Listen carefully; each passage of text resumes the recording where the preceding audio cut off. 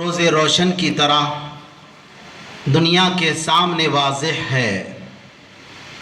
سورج اپنی پوری آب و تاب کے ساتھ دنیا کو روشن کیا ہوا ہوتا ہے، لیکن اس کے لیے جس کی آنکھیں کھلی ہوتی ہیں، جو اپنی آنکھ بند کر لیتا ہے، سورج اپنی پوری توانائی اور آب و تاب کے ساتھ جہاں ساری دنیا کو روشن کیا ہوا ہوتا ہے، اس کے باوجود بھی وہ جس نے اپنی آنکھیں بند کر لی اس کے لیے دنیا تاریک رہتی ہے۔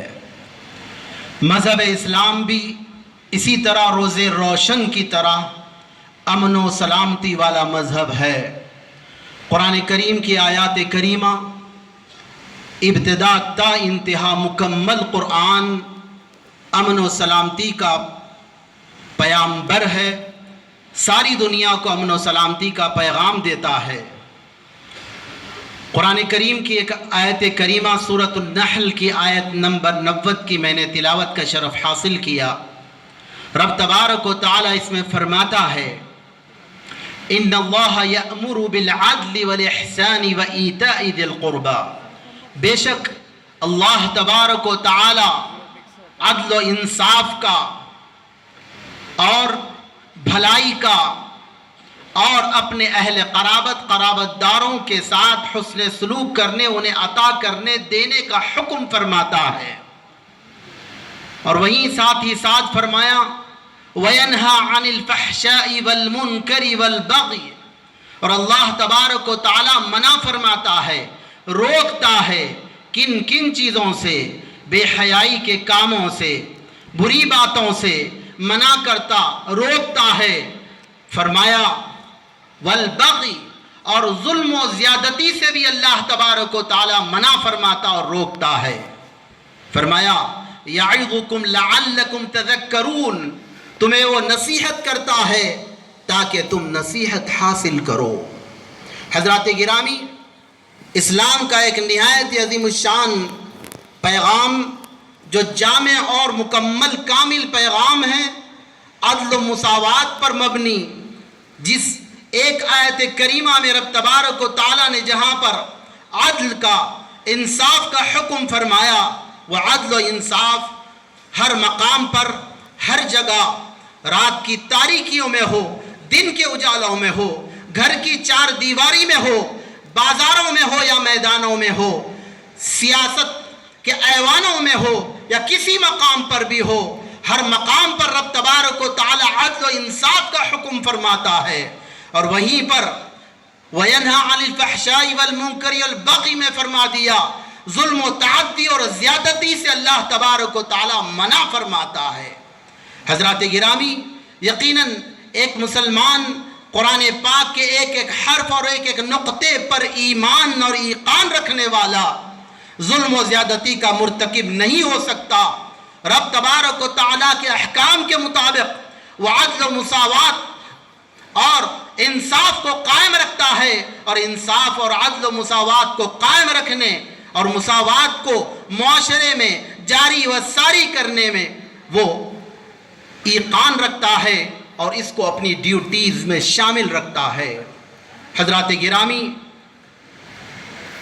آپ نہایت ہی مفکرین اور علم و فراست سے مالا مال شخصیات کے خطابات ایک موتیوں کی طرح ایک کے بعد دیگرے خطابات سماعت فرمائیں گے۔ میں ایک مبتدی کی حیثیت سے آپ کے سامنے کھڑا ہوں جو تمہیداً کچھ کلمات کہہ کر اپنی گفتگو کو تمام کر لوں۔ حضرات گرامی، مذہب اسلام میں حقوق اللہ تبارک و تعالیٰ کے حقوق کے جہاں پر احکام دیے گئے، حکم جاری کیے گئے کہ بندہ اللہ کی عبادت کرے، تو وہیں پر رب تبارک و تعالیٰ اللہ عز و جل اور نبی مکرم سیدنا محمد رسول اللہ صلی اللہ تعالی علیہ وآلہ وسلم نے حقوق العباد، بندوں کے حقوق پر بھی نہایت اہمیت کے ساتھ روشنی ڈالی اور اجاگر فرمایا۔ اور بہت سارے بیشتر مقامات پر حقوق اللہ پر، اللہ کے حقوق پر بندوں کے حقوق کو مرجح رکھا گیا، ترجیح دی گئی، پریفر کیا گیا ہے۔ بہت سارے مقامات آپ کو قرآن پاک کی آیات کریمہ اور نبی پاک صلی اللہ تعالیٰ علیہ وسلم کے فرامین اور ارشادات آپ پڑھیں گے تو آپ کو اس کا اندازہ ہوگا۔ میں ایک حدیث پاک کوٹ کر نقل کر اپنی گفتگو کو تمام کر لوں۔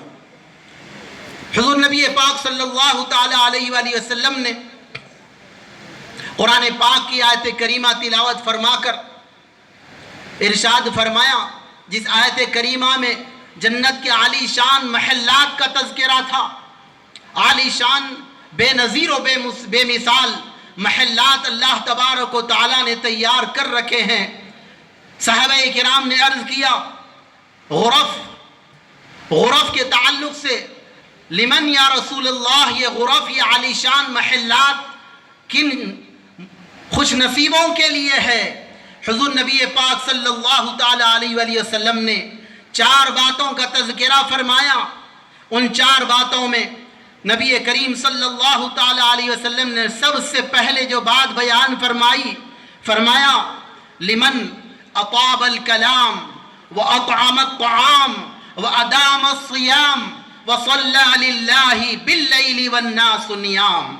یہ 4 باتیں بیان فرمائی کہ وہ عالی شان بے نظیر محلات اللہ تبارک و تعالیٰ نے جو بنائے اور تیار کر رکھے ہیں، یہ ان خوش نصیبوں کے لیے ہے جو لوگوں سے پیارے انداز میں اچھی گفتگو کرے۔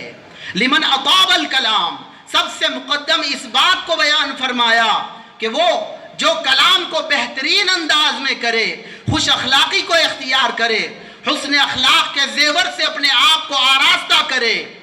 یہ حقوق العباد، بندوں کے ساتھ معاملات ہوتے ہیں، گفتگو کا معاملہ ہوتا ہے، کلام کرنے کی نوبت آتی، ضرورت پیش آتی ہے، بندوں کے ساتھ، گھر کے اندر ہو، گھر کے باہر ہو، اپنوں سے ہو، پرایوں سے ہو۔ لمن اطاب الکلام، ان خوش نصیبوں کے لیے ہے جو کلام بہتر انداز میں کرے، اچھی گفتگو کرے، حسن اخلاق سے پیش آئے۔ فرمایا دوسری بات، وَأَطْعَمَ الطَّعَامَ، اللہ کے بندوں کو کھانا کھلائے۔ اللہ اکبر۔ لمن، فرمایا وَأَطْعَمَ الطَّعَامَ، اللہ کے بندوں کو کھانا کھلائے۔ کھانا تو بندوں ہی کو کھلایا جاتا ہے۔ میرے رب کی شان تو وہ ہے، وَهُوَ يُطْعِمُ وَلَا يُطْعَمُ، وہ کھلاتا ہے، اسے کھلایا نہیں جاتا، بندوں ہی کو کھلایا جاتا ہے۔ اپنے پرائے کی تمیز کیے بغیر کھلایا جاتا ہے۔ مستحقین کو، بھوک سے مرنے والوں کو، ضرورت مندوں کو کھلانا، یہ ایسا پیارا کام ہے کہ وہ جنت کے عالی شان بے نظیر محلات اللہ تبارک و تعالیٰ ان خوش نصیبوں کو عطا فرمائے گا جو بہترین گفتگو کرے، حسن اخلاق سے پیش آئے اور اس صفت سے بھی متصف ہو، یہ کام بھی انجام دیتے رہے کہ اطعم الطعام، لوگوں کو کھانا کھلاتے رہے۔ حقوق العباد کو مقدم رکھا، پھر کہیں جا کر فرمایا وَأَدَامَ الصِّيَامَ، اور مداومت، روزوں پر مداومت اختیار کرے، مسلسل روزے رکھے۔ جن روزوں کی تاکیدات شرعی اعتبار سے آئی ہیں، مسنون و نوافل روزوں کا اہتمام، یہ روزوں کو پابندی سے رکھے، یہ بات عبادت کی ہے۔ بعد میں بیان فرمایا اور مزید یہ بات ہی بیان فرمائی، اس کا تعلق بھی حقوق اللہ سے، اللہ کے حق سے، اور رب سے اس کا تعلق ہے۔ وَصَلَّى لِلَّهِ باللیل والناس نیام، اور اپنے مولا کے لیے، اپنے اللہ کے لیے نمازوں کا اہتمام کرے رات کی ان تاریکیوں میں جبکہ اللہ کی دیگر مخلوق سوتی پڑی رہتی ہے۔ حضرات گرامی، اسلام کا یہ مزاج آپ کو جا بجا قرآن پاک کی آیات میں اور احادیث شریفہ میں نظر آئے گا۔ اللہ تبارک و تعالی یقیناً جنہیں توفیق مرحمت فرماتا ہے، جن کی نگاہوں کو اللہ تبارک و تعالی बसारत के नूर से मुनव्वर फरमाता है। इस्लाम की इस हकीकत को वो समझ जाते हैं। ऐसी खूबसूरत तस्वीर है। एक कहावत कही जाती है कि खूबसूरत चीज को ज्यादा मत देखो, ज्यादा गौर से ना देखो, उसमें कुछ ना कुछ नुक्स और कमी निकल आएगी। लेकिन अल्लाह की इज्जत की कसम, इस्लाम ऐसी खूबसूरत तस्वीर है, इसे जितना गौर से देखा जाए, जितना गौर से देखा जाए, इसका हुस्न उतना ही निखर कर लोगों के सामने आता जाएगा। अल्लाह तबारक व तआला सारे आलम इस्लाम पर, सारी मखलूक पर रहम फरमाए, हमारे अपने मुल्क हिंदुस्तान पर खुसूसी लुत्फ़ व करम फरमाए, अमन व आश्ती और आपसी भाईचारगी और अमन व सलामती के फ़िज़ा को मौला तबारक व तआला आम फरमाए।